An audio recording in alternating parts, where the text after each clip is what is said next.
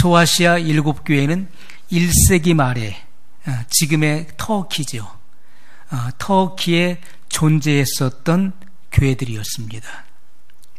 모든 시대와 그리고 모든 지역의 교회들에게 장차 만왕의 왕이요 심판주로 오실 예수님을 어떻게 어떠한 자세를 가지고 영접해야 될 것인지에 대해서 성경은 증거하고 있다는 것입니다. 자, 여기 라오디게아 교회에 나타나신 예수님의 모습은 아멘이시요 충성되고 참된 증인이시요 창조의 근본이신 이로 나타나셨습니다. 하나님의 창조의 근본이신 이로 나타나고 있습니다. 여기 라오디게아 교회는 소아시아 7교회 중에서 유독히 책망만 받았던 교회였습니다. 다른 교회들이 칭찬이 나오고 책망이 나왔습니다. 그리고 칭찬만 받은 교회가 2교회가 있어요. 서머나 교회와 빌라델비아 교회는 칭찬만 받았던 교회였습니다. 그런데 라오디게아 교회는 책망만 나오는 교회였습니다. 이 마지막 시대의 교회의 실상을 증거해주고 있다라고 볼 수가 있습니다. 자, 지금 현 시대의 교회와 너무나 흡사한 모습을 우리에게 보여주고 있는데, 자, 예수님께서 뭐라고 하십니까? 15절로 17절에 보면 내가 더웁지도 아니하고 차지도 아니하다, 이렇게 말씀하고 있습니다. 내가 더웁지도 아니하고 차지도 아니하니 영적으로 미지근함으로 내가 너를 토하여 내치겠다, 이렇게 말씀을 하고 있습니다. 여기서 더웁다, 차다라고 하는 말은 라오디게아 그 교회 그 지역을 배경으로 했었던 표현이었습니다. 그 라오디게아 북쪽에 보면 히에라폴리스가 있지요. 지금의 지명으로는 파무칼레라고 그러지요. 거기는 그 온천수가 나는 지역입니다. 저도 그곳에 가봤습니다. 가서 발을 담궈봤어요. 그런데 거기는 그 산 속에 그 온천수가 솟아나요. 물이 깊지도 않습니다. 무릎까지도 오지도 않아요. 거기는 다 온천수인데 거기에 그 한겨울에 그곳에 들어가 봤는데 거기는 그 따뜻한 물이 솟아나고 있습니다. 그리고 차다라고 하는 것은 이 라오디게아 동쪽으로 가게 되면은 거기는 에베소가 있지요. 그 에베소에는 차가운 우물물이 솟아납니다. 라오디게아 이 지역은 물이 흔치 않기 때문에 수로를 연결해 가지고 그 히에라폴리스 그 파무칼레에서 그 온천수를 그 수로를 통해서 끌어들이는 것입니다. 10수 킬로를 끌어들여요. 그리고 에베소에서 차가운 물을 끌어들여서 그 물을 사용했던 것입니다. 그런데 자, 이 온천수가 처음에는 그 따뜻한 물, 뜨거운 물이 솟아나요. 그런데 10수 킬로를 이 수로를 통해서 오는 과정에서 그 물이 라오디게아에 도착했을 때는 그 물이 미지근해지는 것입니다. 더군다나 온천수기 때문에 이 물이 식게 되면은 유황 냄새가 나는 거예요. 유황 냄새가 나는 이 미지근한 물을 마시려고 하면은 구토가 납니다. 자, 예수님께서는 내가 차지도 않고 더웁지도 않다, 이같이 미지근하니 내 입에서 너를 토하여 내치겠다, 이렇게 말씀을 하고 있습니다. 자, 우리가 미지근한 성도는 주님으로부터 버림받는다는 것입니다. 미지근하다 그러는 것은 일시적인 변화를 말하는 거예요. 감정의 변화, 또 기분의 변화를 말하는 것입니다. 겉보기에는 변화된 것 같은데 얼마 못 가서 다시 본래의 모습으로 되돌아간다는 거예요. 미지근한 성도의 모습을 말해주고 있습니다. 우리 속에 있는 이 열정과 열심은 지속적이어야 되는 것입니다. 하나님의 생명으로부터 유출되는 이 생명의 능력은요, 지속적인 것입니다. 어떤 기분이나 감정에 의해서 좌지우지되는 것이 아니라는 것이죠. 하나님의 열정은 결코 꺼지지 않는 것이고 식지 않는 것입니다. 그것은 지속적이라는 것이죠. 그것은 열정적인 것입니다. 우리의 심지가 우리의 어떤 상황에 의해서, 환경에 의해서 움직이지면 안 되는 것이죠. 우리의 심지는 항상 곧아야 되는 것입니다. 주님은 심지가 견고한 자에게 평강을 주신다고 말씀하고 있습니다. 항상 하나님을 의뢰하고 주님을 바라볼 수 있어야 돼요. 라오디게아 교회의 상태가 바로 미지근한 상태였다는 것입니다. 그래서 예수님께서는 이 라오디게아 교회를 가리켜서 5가지를 말씀하셨어요. 영적 진단을 내리신 것인데 너희는 곤고하다는 거예요. 곤고하다, 가련하다, 가난하다, 눈이 멀었다, 벌거벗었다. 이것이 바로 예수님께서 라오디게아 교회에 내린 영적인 진단이었어요. 자, 그런데 중요한 것이 있습니다. 자, 이것이 다 중요해요. 예수님의 영적 진단은 바로 이렇게 5가지로 라오디게아 교회에 내려졌는데, 더욱더 중요한 것은 뭐냐면은 이 라오디게아 교회가 이 영적인 문제의 심각성을 전혀 모르고 있었다는 것이죠. 자, 어떤 사람이 중병에 걸려 있습니다. 중병에 걸려 있는데 내가 중병에 걸린 것을 알지 못해요. 그렇다면은 이 땅에 아무리 의술이 뛰어나고 그리고 좋은 약이 있고 좋은 의사가 있을지라도 그 사람하고는 아무 상관이 없는 것입니다. 왜냐하면 내가 앓고 있는 질병을 알지 못하기 때문에 그것은 아무런 상관이 없다는 것이죠. 그 사람은 절대로 치료받을 수가 없는 것입니다. 마가복음 2장 17절에 예수님께서 이렇게 말씀하셨어요. 예수께서 들으시고 저희에게 이르시되 건강한 자에게는 의원이 쓸데없고 병든 자에게라야 쓸데있느니라. 내가 의인을 부르러 온 것이 아니요 죄인을 부르러 왔노라 하시니라. 이렇게 말씀하셨어요. 자, 예수님께서 하신 이 말씀의 의미가 무엇인가를 아시겠죠? 건강한 자에게는 의원이 쓸데없다는 거예요. 의원은 누구에게 필요합니까? 병든 자에게라야 필요한 것입니다. 예수님 당시에 특별히 예수님께 지적을 받았던 서기관과 바리새인들, 종교 지도자들이 있었습니다. 그들은요, 그들의 그 심성의 그 부패함은 이루 말할 수가 없었어요. 예수님께서는 너희는 회칠함 무덤과 같다라고 말씀하셨어요. 회칠함 무덤과 같으니. 회칠함 무덤이 어떻습니까? 과거에는 바위를 파가지고 거기에 무덤을 만들었습니다. 사람이 죽으면 그곳에 매장을 하지요. 그리고 큰 돌로 그 무덤의 입구를 임봉하고 흰 석회를 칠해놨습니다. 지나가는 사람이 볼 때는 너무나 깨끗해 보이죠. 왜냐하면 그 허르스름한 그 무덤을 그 흰 석회로 칠해놨으니까 깨끗해 보이잖아요. 그러나 그 무덤을 막고 있는 돌을 굴려놔 보십시오. 그 속에서는 송장의 썩는 냄새가 진동을 한다는 거예요. 너희가 겉보기에는 거룩해 보이고 의로워 보이고 경건해 보이지만은 너희 속인즉 부패하고 더럽다는 것입니다. 너희 속은 썩어 문드러졌다. 너희 속에서는 악취가 나고 있다. 예수님은 그렇게 말씀하셨어요. 건강한 자에게는 의원이 쓸데없고 병든 자에게라 쓸데있느니라 말씀했어요. 그들은 자칭 자기들은 건강하다고 생각을 했습니다.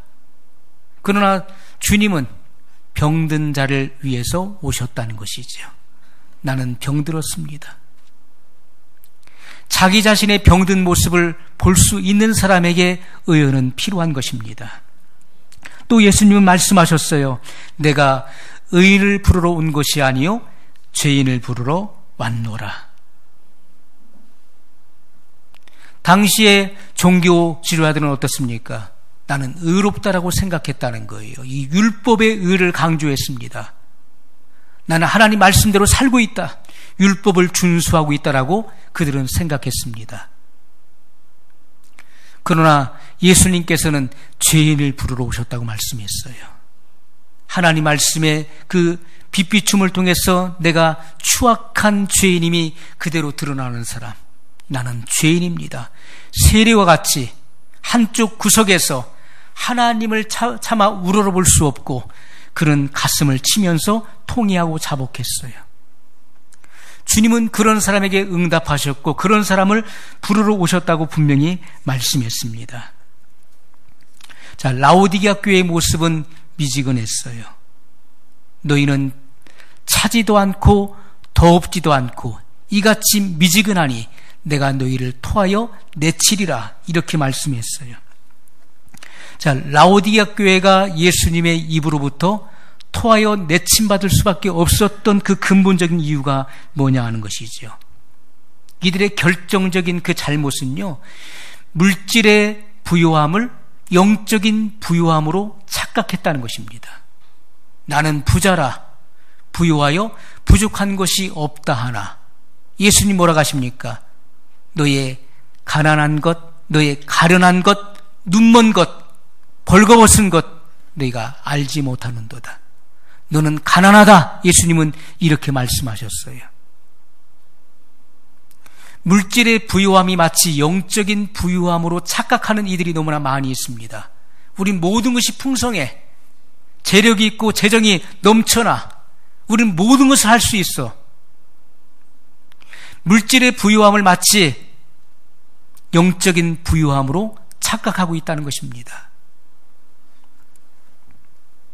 예수님께서 산상수훈을 통해서 8가지 복을 말씀하셨습니다. 그 8가지 복 중에 첫 번째가 심령이 가난한 자로부터 시작돼요. 심령이 가난한 자는 복이 있나니 천국이 저희의 것이며. 그래서 이 8가지 복이 고리를 다 연결해서 마지막에 무엇으로 마감을 합니까? 의를 위하여 핍박을 받은 자는 복이 있나니, 이렇게 말씀하고 있어요. 심령이 가난한 자로부터 시작해서 결국 마지막에는 의를 위하여 핍박을 받은 자로 맞춰지는 것입니다. 우리는 반드시 의를 위하여 핍박을 받은 자가 되어야 된다는 것입니다. 성경이 그것을 말씀하고 있어요. 자, 심령이 가난하다. 이것은 상한 심령을 말하는 것이죠. 찢겨진 심령이 되어야 된다는 거예요. 오늘 이곳에 앉아있는 여러분, 그리고 여기서 말씀을 증거하는 저의 그 심령의 상태도 가난한 심령이 되어야 되는데, 그 가난한 심령은 상한 심령이에요. 이것은 찢겨진 심령을 의미하는 것인데, 시편 51편 17절에 보면 하나님이 구하시는 제사는 상한 심령이라, 이렇게 말씀하고 있습니다. 이것은 회개하는 심령을 말하는 것입니다. 통회하는 심령. 여러분, 사람은 하나님과 원수가 되었어요. 모든 사람이 죄를 범하였음에 하나님의 영광에 이를 수가 없게 된 것입니다. 모든 사람은 하나님과 철천지 원수가 되어서 하나님으로부터 멀어졌어요. 그렇기 때문에 쓸모없는 존재가 되어버린 것입니다. 어떤 사람은 나 없이는 아무것도 안 돼. 마치 자기가 다 아는 것처럼 생각하는데, 그러나 하나님 앞에서 내가 정말 쓸모없는 연약한 존재인 것을 우리는 발견할 수 있어야 된다는 것이죠. 죄를 지은 인간은요, 하나님 앞에서 쓸모가 없는 존재예요. 그리고 영원한 사망으로 들어갈 수밖에 없는 존재가 됐다는 것입니다. 그러므로 하나님의 은혜를 받아야 살 수가 있는 존재가 된 것이죠. 구원을 받아야 될 자가 구원을 주시는 이 앞에서 교만할 수 있나요? 그건 있을 수가 없는 거예요. 생명을 받아야 살 자가 생명을 주시는 분 앞에서 교만할 수 있나요? 있을 수가 없는 것이죠. 자기 분수를 모르는 거예요. 지금 상황 파악을 전혀 못하는 사람이에요. 지금 상황이 어떻게 돌아가고 있는지를 전혀 깨닫지 못하는 사람이에요. 은혜를 받아야 될 사람이 은혜를 주시는 이 앞에서 교만할 수 있나요? 있을 수가 없는 것입니다. 우리는 항상 하나님 앞에서 내가 어떠한 존재인지, 이를 항상 파악해야 돼요. 우리가 구원받은 이후에도 우리는 하나님의 은혜를 한순간도 받지 않고는 살 수 없는 존재인 것을 깨달아야 돼요. 우리는 하나님 앞에서요, 하나님을 절대 의존해야 되는, 절대 의존적인 존재라는 사실을 기억해야 되는 것입니다. 하나님 없이는 한순간도 살 수 없는 거예요. 물고기가 물을 떠나면 세상 가운데서 육지에서 좋은 삶을 살 수 있을 것 같지요. 물을 떠나는 그 순간부터 그는 메마릅니다. 핍절하게 되는 거예요. 결코 살 수가 없는 것입니다. 우리가 공기를 떠나 살 수 있나요? 한순간도 못 사는 거예요. 공기가 끊어지는 그 순간부터 그 답답함을 느끼게 되는 것입니다. 우리는 하나님을 떠나서 한순간도 살 수 없는, 그래서 시편 기자가 뭐라고 합니까? 내가 주의 신을 떠나 어디로 가오리까? 라고 고백하고 있어요. 하나님을 떠나서는 살 수가 없는 존재예요. 우리는 우리 자신의 위치를 망각해서는 절대로 안 된다는 것입니다. 마태복음 5장 3절에 심령이 가난한 자는 복이 있나니 천국이 그들의 것이며 이렇게 말씀하고 있어요. 우리가 심령이 가난하다, 무슨 말입니까? 푸어, 가련하다, 빈곤하다는 것을 의미하는 것인데요, 이것은 영적 거지를 의미하는 것입니다. 자, 심령이 가난한 자는 복이 있다고 말씀하고 있어요. 빈곤함, 영적 거지가 복이 있다는 것입니다. 천국이 그들의 것임이라고 예수님은 말씀하셨어요. 자존심 있는 거지를 보셨나요? 거지가 자존심이 있으면요, 구걸을 못하는 거예요. 도와주세요. 한 푼만 도와주세요. 살려주세요. 죽게 생겼습니다. 못하는 거예요. 자존심 있는 사람이 어떻게 남의 앞에서 머리를 조아리고 구걸할 수 있습니까? 안 되는 것이죠. 우리가 심령이 가난하다는 것은 바로 빈곤한 것을 의미하는 것인데 영적인 거지를 의미한다는 거예요. 하나님 앞에서 나의 모든 자존심을 내려놓는 것입니다. 불쌍히 여겨주세요. 도와주세요. 살려주세요라고 하나님 앞에 간절하게 절박한 마음으로 기도할 수 있는 자, 하나님의 은혜를 갈망하는 사람의 그 영적 상태를 의미한다는 것입니다. 그것이 바로 심령이 가난하다는 것입니다. 절박하지 않은 사람이 절박한 기도를 드릴 수 있을까요? 안 되는 것이죠. 예수님께서는 이 마지막 시대, 내가 마지막 시대에 인자가 올 때 세상에서 믿음을 보겠느냐 이렇게 말씀하셨어요. 그런데 그 믿음은 어떤 믿음을 말합니까? 예수님께서 그 믿음, 인자가 세상에 올 때 믿음을 보겠느냐 하실 때 그 믿음을 설명하기 위해서 무슨 말씀하셨죠? 억울한 과부의 비유를 말씀하셨어요. 돈이 없는 억울한 과부가 누명을 썼는데 불의한 재판장이 그 누명을 들어주질 않는 것입니다. 왜냐하면 그 재판관은 불의한 자예요. 하나님도 두려워하지 않기 때문에 사람에는 안중이 없는 것, 가난한 자에게는 안중이 없어요. 그래서 이 과부는 생각하기를 내가 재판관을 아주 자주 찾아가서 그를 번거롭게 해야 되겠다. 수시로 찾아간 겁니다. 수시로 계속해서 자기의 억울함을 호소하고 간청했어요. 그때 이 재판장이 생각하기를 내가 하나님도 두려워하지 않고 사람도 두려워하지 않는데 이 과부를 그냥 두면은 매일같이 수시로 나를 찾아와서 나를 번거롭게 하니 어쩔 수 없구나. 내가 그 사람의 사정을 들어줘야 되겠구나. 불의한 재판장도 그의 번거롭게 함을 인해서 들어줬다는 것입니다. 하물며 하늘에 계신 너희 아버지께서 그 자녀들의 밤낮 구하는 것을 듣지 아니하시겠느냐 말씀했어요. 그리고 나서 예수님께서는 인자가 올 때 세상에서 믿음을 보겠느냐. 무슨 말씀입니까? 마지막 시대에 이 믿음이라고 하는 것은 끈질긴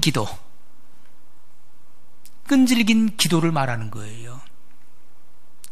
많은 사람들이 한두 번 기도하다가 그 기도에 응답이 없으면 중단해 버립니다.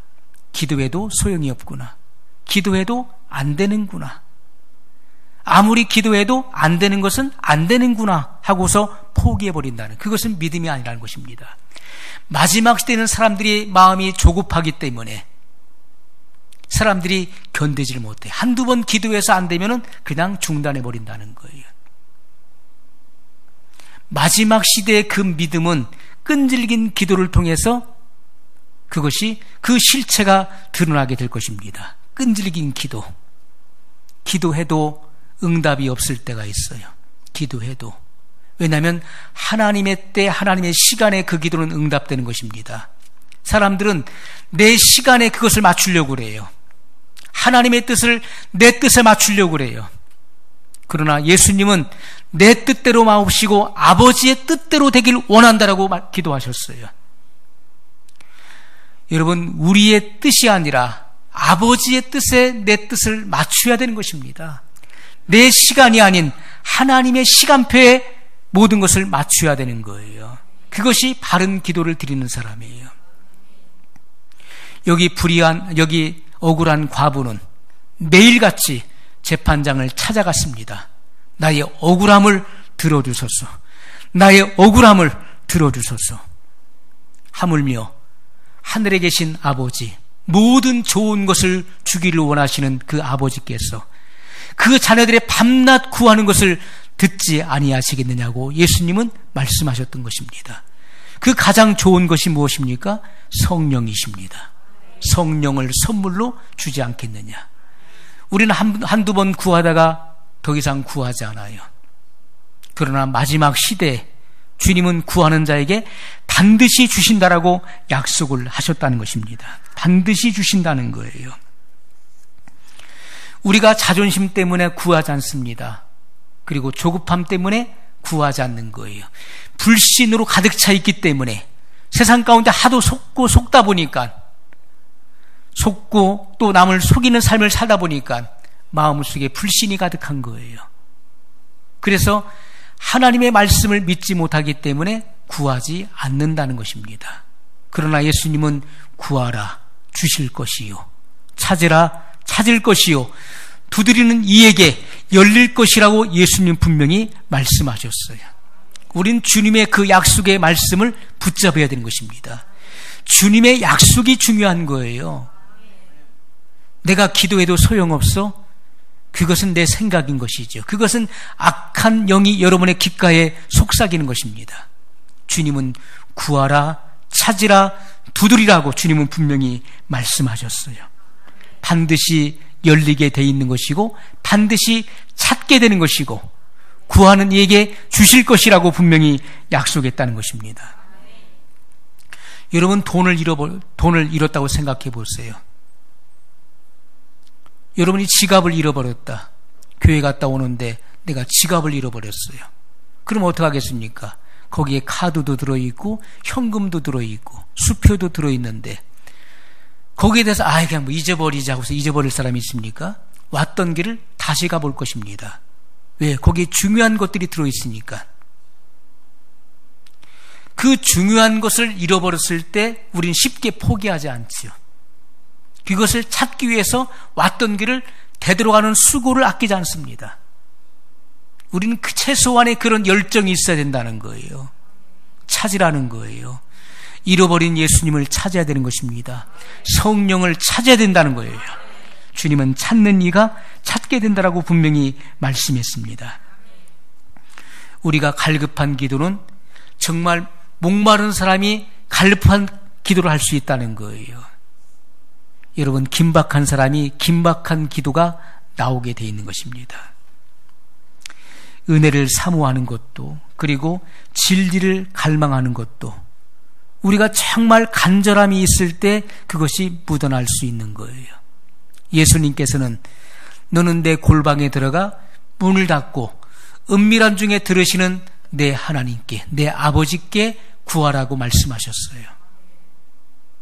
우리는 골방에 들어가야 돼요. 그리고 문을 닫아야 됩니다. 세상으로부터 차단된 그런 시간을 가져야 된다는 거예요. 은밀한 중에 들으시는 내 아버지께 기도하라고 예수님은 분명히 말씀하셨어요. 너는 중언부언하지 말라고 말씀했습니다. 생각도 없이 그냥 같은 말을 되풀이하는 것, 시간을 때우려고 하는 것, 그것은 중언부언의 기도예요. 마음의 열심과 열정도 없이 그저 입에서 되풀이하는 그런 기도, 그것은 중언부언의 기도가 된다는 것입니다. 우리의 기도의 그 외침은 그 한마디 한마디가 열정이 있고, 그리고 내가 구하는 이 기도가 반드시 응답된다고 하는 확신 가운데 구할 수 있어야 된다는 것입니다. 그렇지 못하다는 것이죠. 그냥 구하는 거, 그냥 입으로 그냥 중얼중얼 그냥 마치 무언가를 주문을 외우는 것처럼 우리가 그렇게 읊어댄다면은 그 기도에는 간절성이 없어요. 절박성도 없는 것입니다. 하나님은 우리가 열정적으로 구하기를 원하시는, 열정적으로. 여러분, 한나가 하나님께 기도할 때 어떻게 했습니까? 한나는 소리를 내지 못했어요. 왜요? 그 마음속에 억울함과 한이 맺힌 것이 있었습니다. 아이를 낳지 못함으로 구박을 당했어요. 그 마음속에 있는 그 한을 그는 차마 말로 표출하지 못하고 입술만 움직였어요. 엘리 제사장이 봤을 때 그가 대낮부터 술에 취한 것 같았습니다. 여자여, 어찌 된 일이냐? 내가 어찌 대낮부터 술에 취해서 성전에 들어와서 이게 뭐하는 짓이냐라고 책망을 받을 때 그의 마음에 있는 것을 고백하게 됩니다. 한나라고 하는 여인은 그 마음에 가득한 그 마음의 원통함과 그 억울함을 물같이 쏟아내었던 여인이었어요. 우리는 기도할 제목이 너무나 많습니다. 우리의 기도의 범위가 짧다는 것은 사랑이 없다는 증거예요. 기도할 게 없어요. 기도할 게 없는데요. 그것은 우리의 기도의 범위가 적다는 것, 기도의 바운더리가 적다는 것은 그만큼 내 관심 분야가 협소하다는 것입니다. 사랑이 없다는 거예요. 그래서 나, 그리고 내 가족, 내 일, 내 사업, 요것밖에 생각을 못하는 거예요.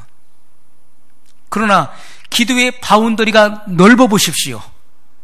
나뿐만 아니라 우리 가족뿐만 아니라 이 지역, 인천광역시, 대한민국, 그리고 전 세계를 품을 수 있는, 우린 기도할 제목들이 넘쳐나는 것입니다. 그것은요, 관심의 분야가 많다는 것은 사랑이 많다는 거예요. 내가 그 지극히 작은 분야 하나하나를 그냥 간과하지 않고 그 모든 분야에 관심을 가지고 있다는 것이죠.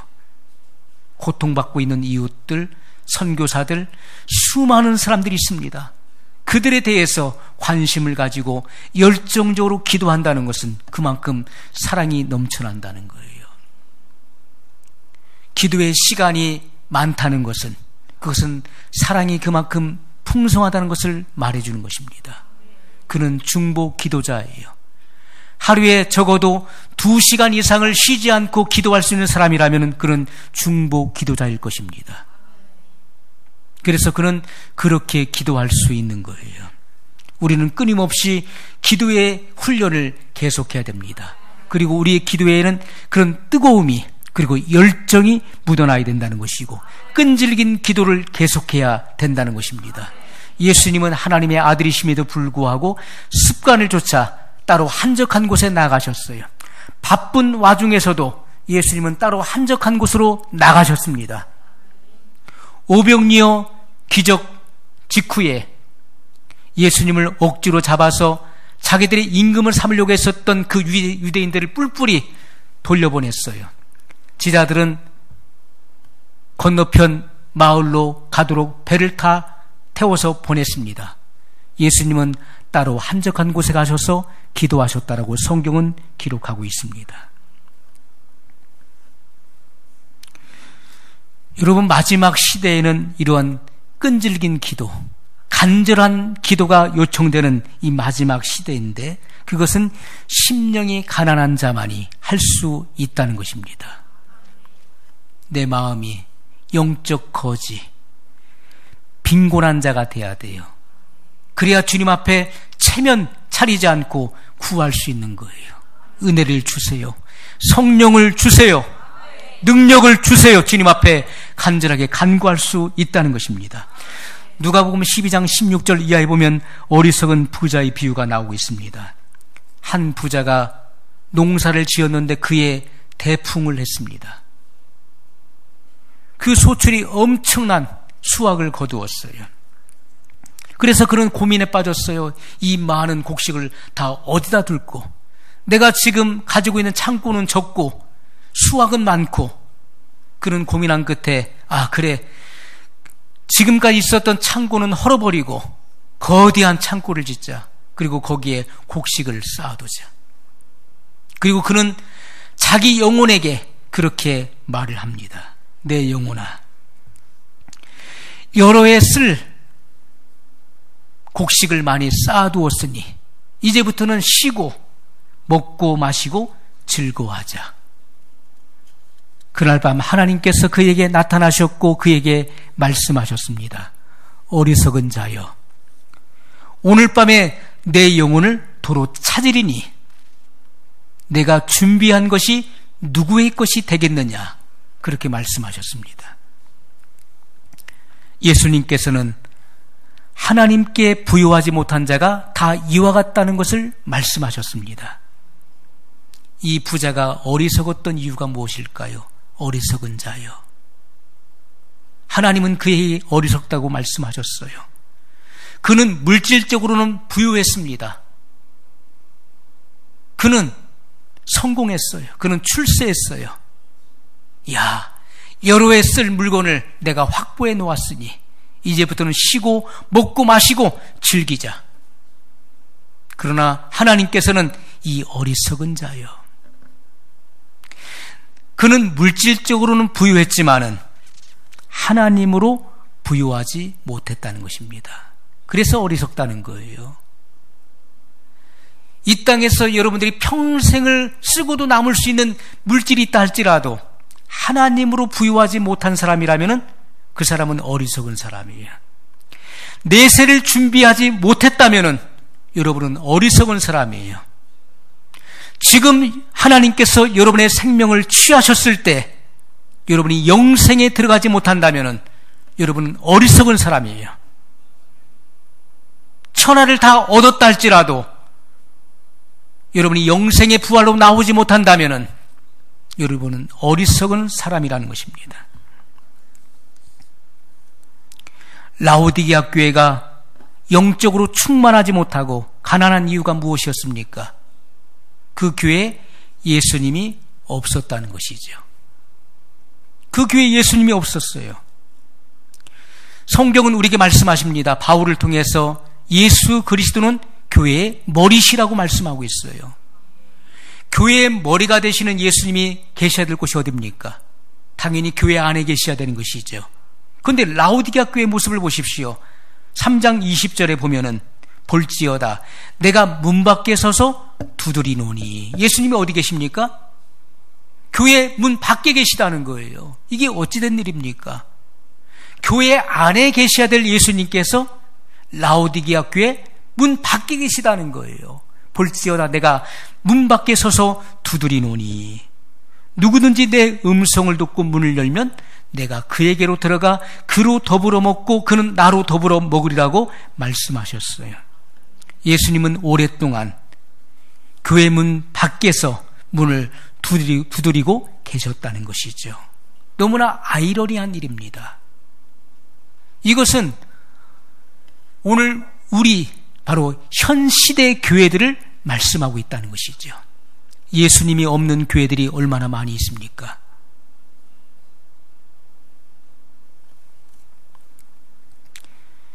여러분, 신앙생활도 이것도 아니고 저것도 아닌 이들이 너무나 많이 있어요. 이것은 미지근한 신앙을 의미하는 것입니다. 이것도 아니고 저것도 아니라는 것이죠. 성경은 분명히 우리에게 말씀하고 있어요. 3장 19절 말씀에 물은 내가 사랑하는 자를 책망하여 징계하노니 그러므로 내가 열심을 내라 회개하라 이렇게 말씀했습니다.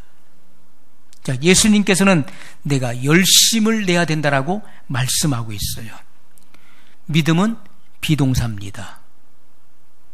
비동사예요. 이것은 살아있다는 것이죠. 동사는요, 살아있는 것입니다. 살아있다는 거예요. 있다. 우리가 산다라고 하는 말의 의미는 어떻습니까?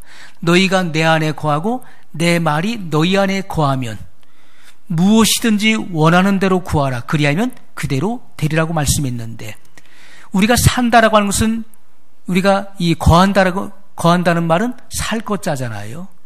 산다는 말인데, 산다는 것은 가만히 있는 게 아니잖아요.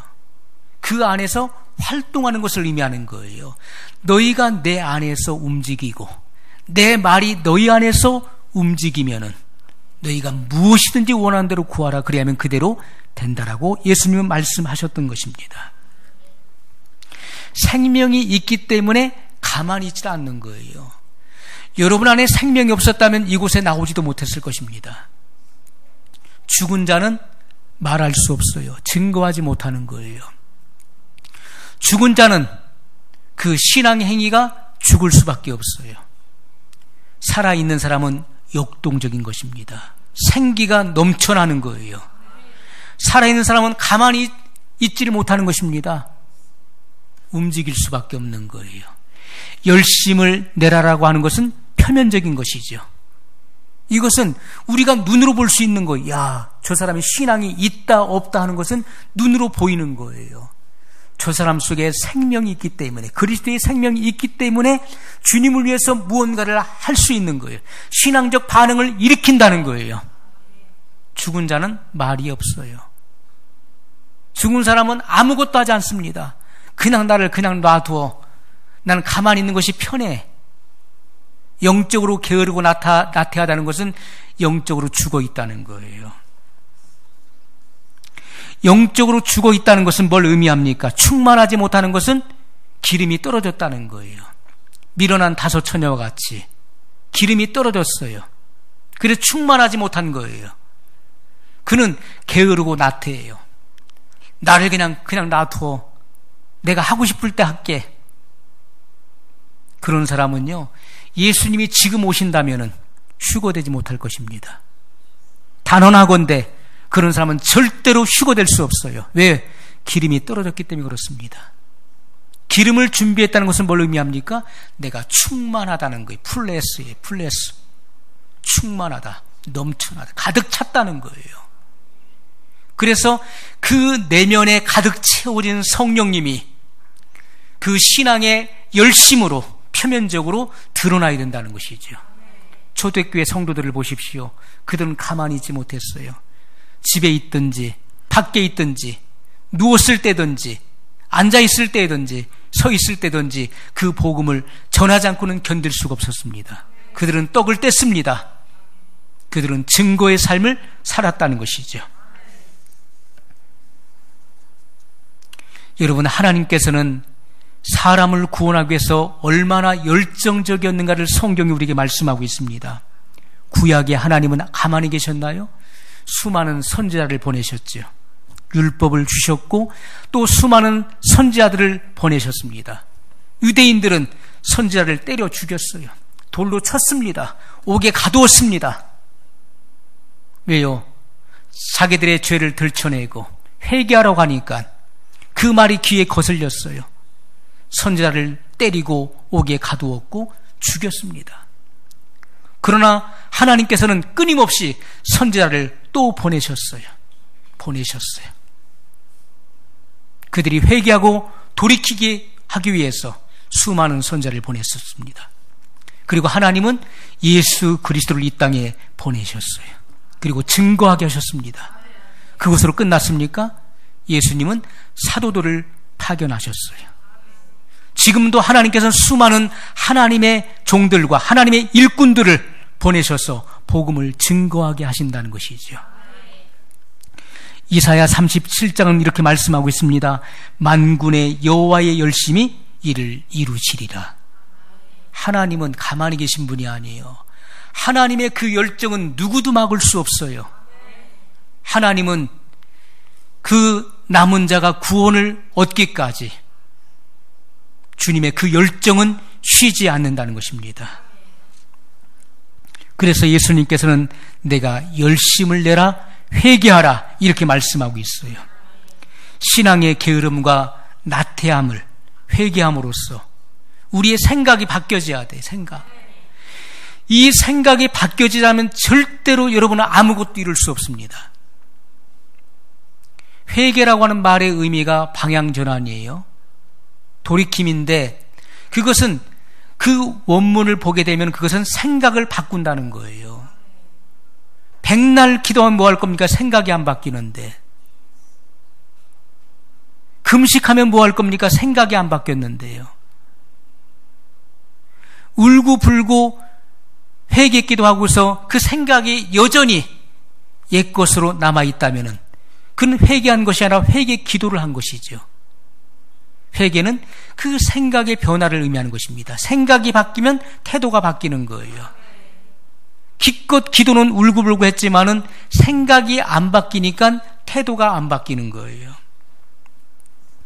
신앙의 게으름과 나태함을 회개했다면은 반드시 그 생각이 바뀌어 있는 것입니다. 그 사람은 게으르지 않습니다. 나태하지 않은 거예요. 로마서 12장 11절에 부지런하여 게으르지 말고 열심을 품고 주를 섬기라 이렇게 말씀하고 있어요. 여러분, 바울을 통해서 이 계시의 빛을 우리에게 비춰주시는 것입니다. 부지런하여 게으르지 말고 열심을 품고 주를 섬기라. 주님을 어떻게 섬겨야 됩니까? 열심으로 섬겨야 된다는 거예요. 여기서 열심을 품으라는 것은 부글부글 끓다는 말을 뜻을 갖고 있습니다. 부글부글 끓다. 우리가 물도 끓여야 되는데 끓어야 팔팔 끓어야 뭔가 역사가 일어나는 거예요. 미지근한 물에 뭘 삶을 수 있나요? 뭘 끓일 거기에 뭘 음식을 조리할 수 있습니까? 안 되는 거예요. 물은요 팔팔 끓여야 되는 거예요. 부글부글 끓여야 되는 것입니다. 예수님께서 말씀하시는 것은 우리 속에 이런 부글부글 끓는 그런 열정, 팔팔 끓는 그런 열정이 있어야 된다는 거예요. 그렇게 주님을 섬기라고 말씀하고 있어요. 라오디게아 교회가 열심을 잃어버린 이유는 예수님을 잃어버렸기 때문에 열심이 없었다는 것이죠. 열심이 없는 자들의 그 심령을 보게 되면 예수님이 없는 것을 발견하게 될 것입니다. 여러분 안에 예수 그리스도께서 계시다면은 여러분은 나도 모르게 그 열정이 우러나게 될 것입니다. 예수님이 문 밖에 서 계시기 때문에 열심이 없는 거예요. 예수님과의 영적인 교제가 없기 때문에, 끊어졌기 때문에 안 되는 것입니다. 예수님과의 영적 교제는 신앙의 본질입니다. 본질이에요. 본질이 잘못되면은 신앙생활 자체가 다 잘못되는 것입니다. 우린 예수님과 영적 교제를 나누는 일을 우선시해야 될 것입니다.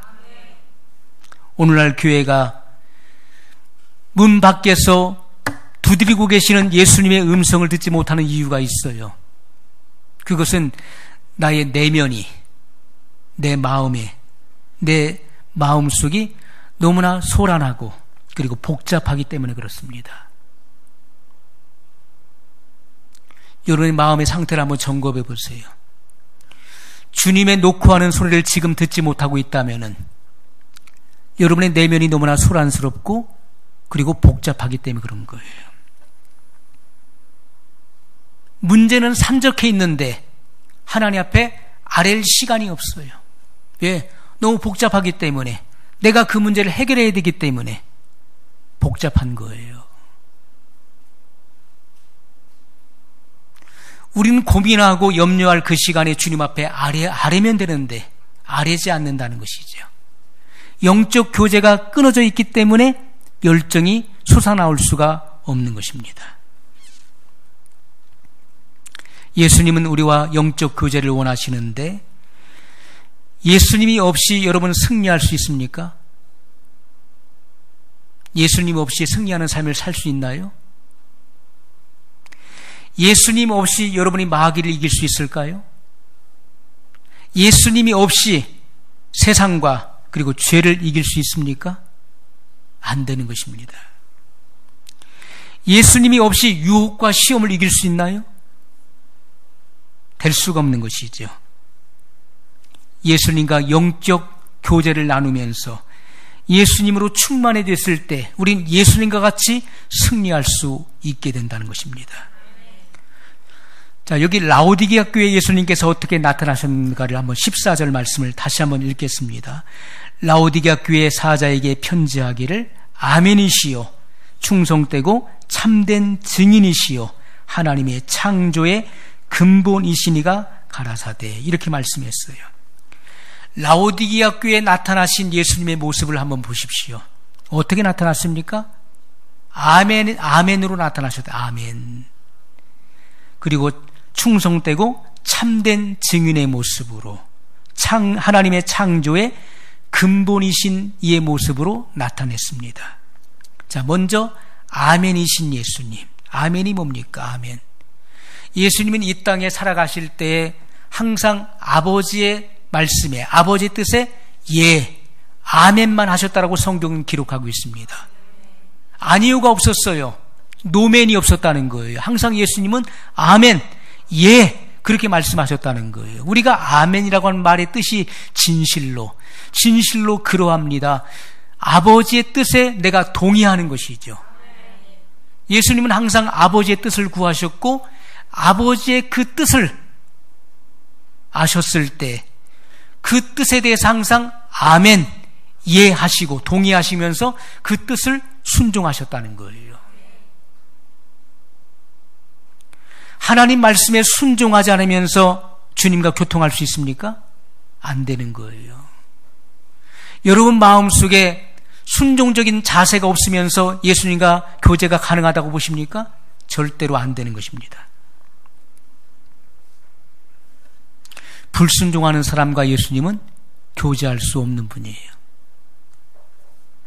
참되고 충성되고 참된 증인으로 나타내 보이셨어요. 충성되고 참된 증인. 예수님은 이 땅에 오셔서 복음을 전하셨죠. 우리도 예수님처럼 복음을 전해야 된다는 것입니다.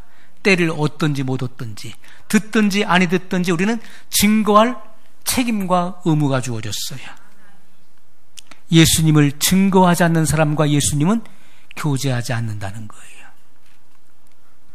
하나님의 창조의 근본이신 이로 나타내 보이셨습니다. 예수님을 하나님으로 섬기지 않는 사람과 예수님은 교제하지 않으신다는 거예요. 예수님은 하나님 자신이십니다. 창조의 근본이세요. 창조의 근본. 예수님이 없이는 만물이 하나도 지어지지 않았다는 것입니다. 마지막 21절에 이긴 자에게 예수님께서는 약속을 주고 있습니다. 같이 읽습니다. 이기는 그에게는 내가 내 보좌에 함께 앉게 하여 주기를, 내가 이기고 아버지 보좌에 함께 앉은 것과 같이 하리라. 아멘. 자, 이기는 자에게 주시는 약속이 뭡니까? 내가 내 보좌에 함께 앉게 하여 주리라. 이렇게 말씀하고 있어요. 이것은 이기는 자에게만 주어지는 약속인 것입니다. 그렇다면은 라오디게아 교회 같이 이렇게 핍절하고 그리고 타락한 교회 속에도 이기는 자들이 있을 것에 대한 암시를 주고 있는 말씀이죠. 마태복음 19장 28절에도 세상이 새롭게 되어 인자가 자기 영광의 보좌에 앉을 때 나를 따르는 너희도 12보좌에 앉는다, 이렇게 말씀하고 있어요. 나를 따르는 너희도 12보좌에 앉는다. 따른다는 것은 제자의 삶이고, 그리고 이것은 열정적으로 주님을 따르는 것을 의미하는 것입니다. 이것은 바로 이기는 자예요. 이긴 자, 다른 말로 이기는 자예요. 예수님의 생명은 이기는 생명입니다. 예수님의 생명은 지는 생명이 아니에요. 세상 유혹에 힘없이 고꾸라지는 그런 지는 생명이 아니라는 것입니다. 저와 여러분 안에 있는 이 예수님의 생명은 이기는 생명이에요. 핍박도 이깁니다. 죽음도 이기는 생명이에요. 그 어떤 고통과 압박도 이기는 생명이라는 거예요. 이기는 생명을 가지고 있는 자만이 이기는 삶을 살 수 있습니다. 이런 사람의 모든 삶의 행위는 아름다움의 열매를 맺게 될 것입니다. 그들은 예수님과 함께 보호자에 앉게 될 것이라고 예수님은 약속해 주셨습니다. 오늘 이 말씀 그대로 이기는 생명 안에서 이기는 삶을 살아낼 수 있는 믿음의 사람들 다 되시기를 예수님의 이름으로 축복합니다. 우리 말씀을 기억하면서 한 목소리로 같이 기도하겠습니다.